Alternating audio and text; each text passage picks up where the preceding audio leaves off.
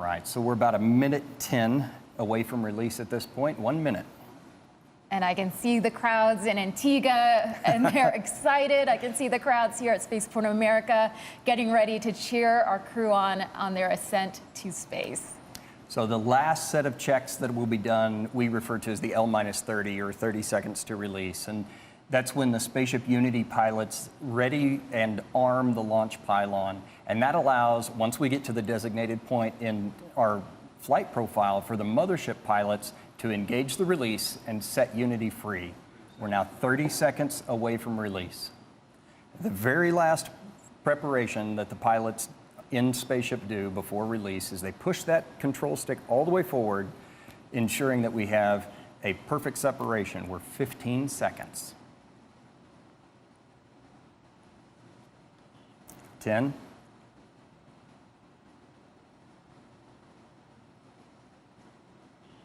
5, 3, 2, 1, release, release, release. Ignition, good control. There's Mach 1. The pilots have started trimming for that turn towards space. Trim is now set. There is max Q. That's the point of maximum pressure exerted on the vehicle by the atmosphere. Those on board are experiencing about 3 Gs right now and traveling over 1,000 miles an hour. That's incredible. I can imagine they're having quite a great time. We're at Mach 2. We're in the vertical, headed towards space.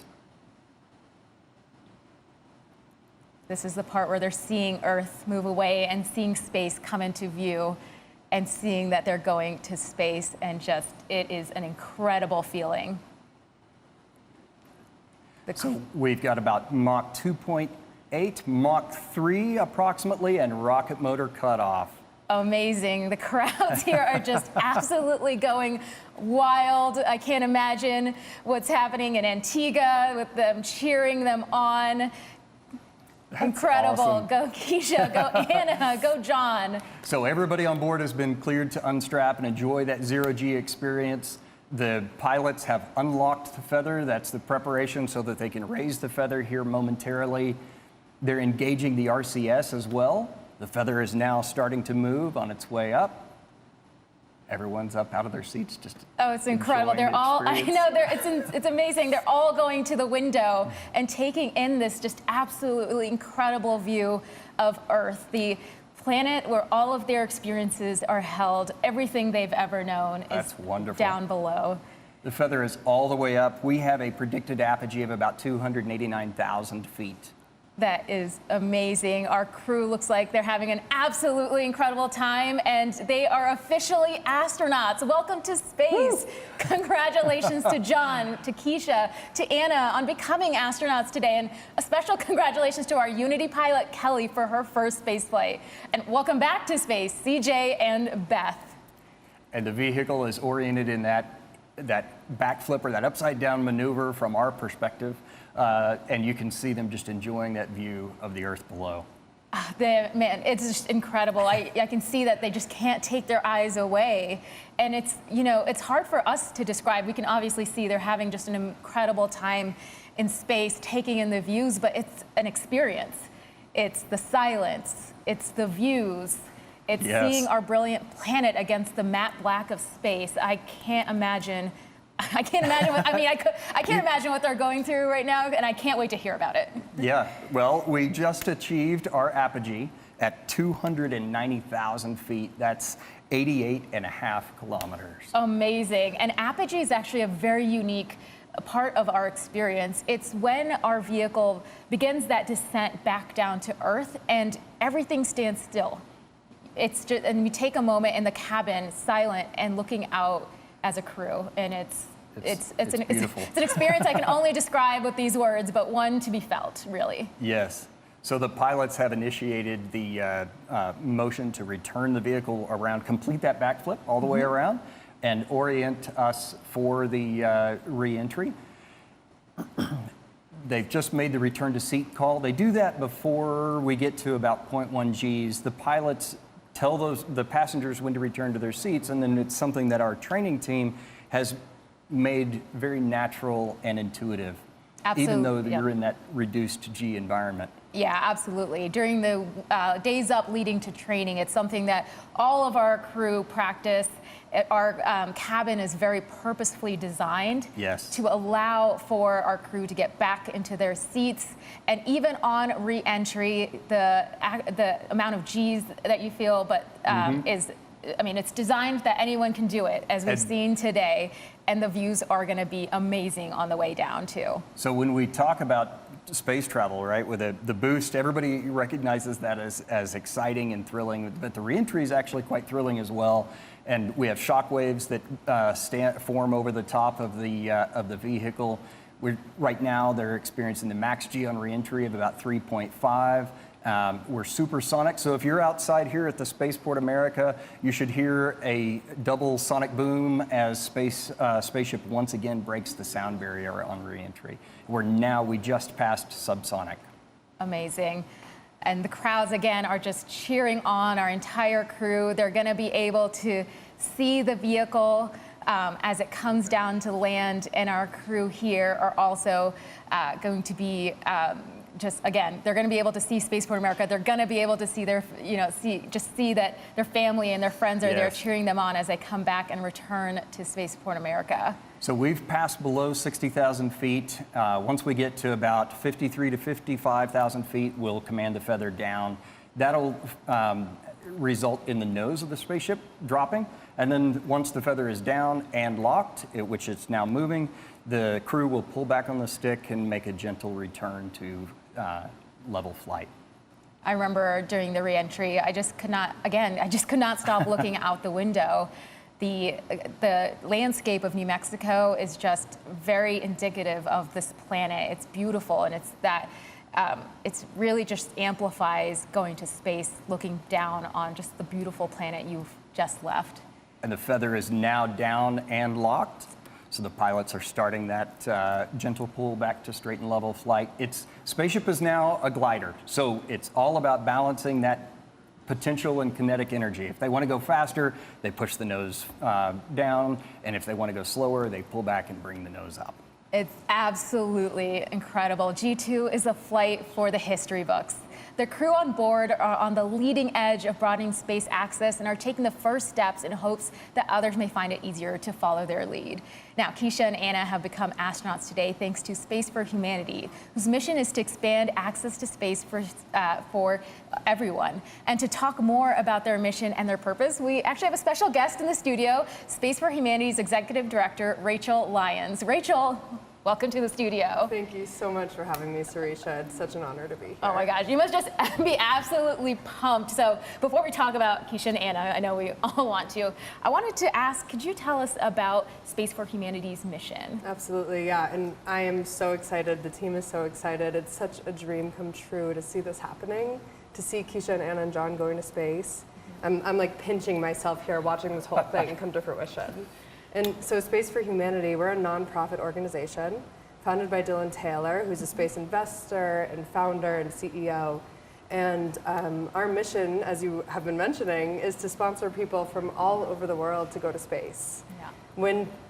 Also, as you guys have both been mentioning, when people go to space and they look back down at our planet as this interconnected, fragile, beautiful, finite planet, it changes a person's perspective forever. Yeah, as you spoke about so beautifully, yeah. And so we're really passionate about giving that perspective to as many people as possible by sending people who can be representatives for different areas and nations and places that haven't necessarily had exposure to this. And then so they can come back down and be that for the people from their country, the people in their communities. Yeah, I mean, could you talk a little bit more about that? What impact do you see your citizen astronauts having, or what impact do you hope that they'll have upon return to Earth? Yeah, so we've sent 2 people to space so far. Of course, we're so grateful for this partnership with Virgin Galactic to send Keisha to space, and then more soon, no announcements yet though. And so in terms of the impact that we hope that they have, I would say that it's different depending on the person. And we can't predict what that is. But what we're looking for is people who are committed to making a difference in their communities, people who have a track record of success, people who have a track record of doing things that make a difference in the world, people who are natural leaders. And so the hope is that each of them come back down and make a difference in a way that's true for them. And like I said, we can't predict that. It's not prescriptive. And depending on the cares and the passions of the individual, it'll look different. Absolutely. And so that's the cool thing about Keisha and Anna going to space and just watching, the people that are impacted and their unique message that Virgin Galactic has done such a beautiful job of capturing. It's just amazing to watch. Yeah, I mean, actually, speaking of Keisha and Anna, you've seen their journey from when they were selected. You were there. Yeah. So maybe you could talk about, being there, Keisha's reaction to her journey, training for spaceflight, being here on site, and then you saw her go to space. What impact have you already seen that journey make? Yeah, so we were there just about 2 years ago, a little bit less than 2 years ago now. Myself, Richard Branson, some other Virgin Galactic team members, and other people that were part of the campaign. And so I had the honor of going to Keisha's house, and we knocked on her back door, and we surprised her. And Richard Branson's face just, greeting her when she opened the door. That's where we saw the screen. Yeah, exactly. That's you saw in person. Exactly. And so, that was a dream come true, because that was the first time we had ever given someone a ticket to space. And so to watch this now 2 years later, and also to watch the impact that she's having on Antigua. I mean, I've been to a handful of space launches at this point, and I don't think I've ever met someone from the Caribbean at one of these space launches. And so now there's reporters, there's people from Keisha's community, there's people who are telling me what their flag means and what it means for them as a nation to have Keisha be going to space, Keisha and Anna. Yeah. It's incredible to watch, and she is an inspiration. They are both inspirations for so many different demographics, so many different groups of people, and as I've mentioned before, their messages are profound already, and they haven't even seen the Earth from space yet. Yeah, I mean, they represent such an incredible community. Of course, Antigua, Barbuda, Caribbean, mothers, daughters, college, university students, women.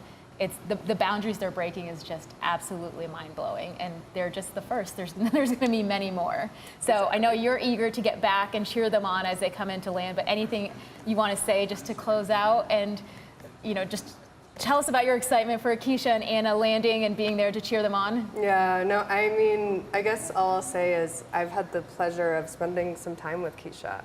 After we surprised her, she and her husband gave me a tour of the island for a day afterwards, and for her, this is like the biggest dream of her life.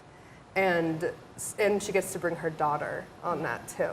And so I think that's what I will leave everyone with, is just imagining what it would be like for someone who's dreamed of this forever to get to go and have this experience and be cheered on by her entire community.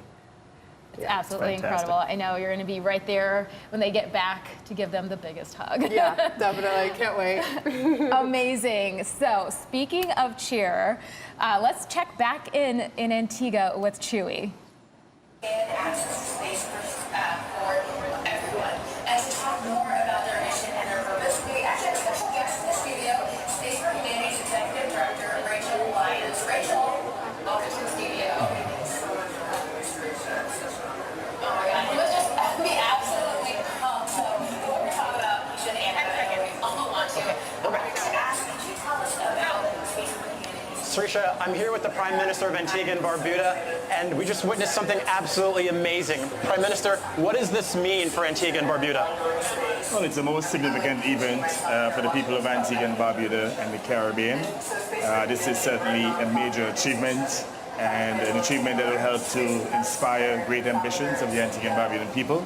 We're very proud of the courage and certainly the resilience of Keisha and her daughter. And we are just very happy. Thank you. As you can see. Sorry. Thank you, Mr. Prime Minister. Sure. So sorry. 20 minutes past. We're good. 20 seconds goes fast. All right, we got it. Oh, amazing, amazing, amazing. The energy in Antigua is just incredible. I can feel it. The energy here at Spaceport is absolutely amazing as we welcome our crew back as they come in for landing. Now, let's take it over. JR, can you give us an update on their progress back to Earth? Yeah, I sure can. We're at this point, just under 12,000 feet.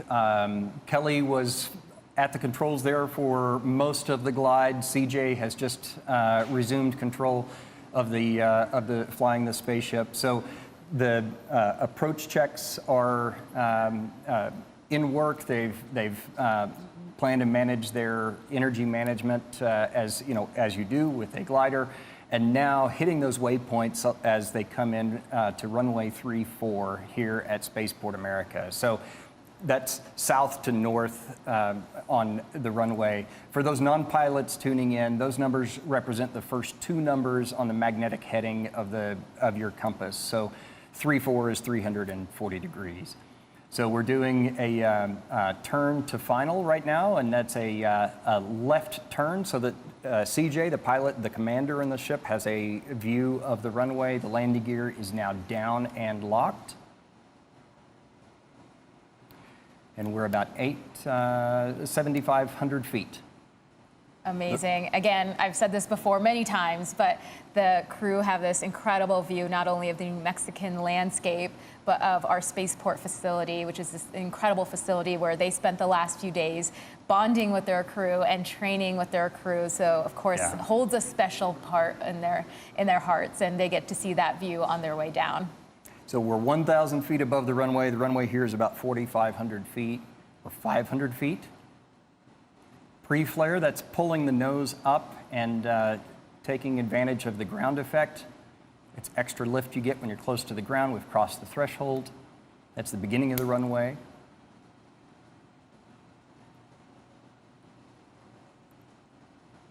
Beautiful. And touchdown of the main gear. Now CJ's going to hold the nose gear up for a little bit. That helps bleed off the energy that the spaceship has, using the air drag associated with that. Now he started to lower the nose.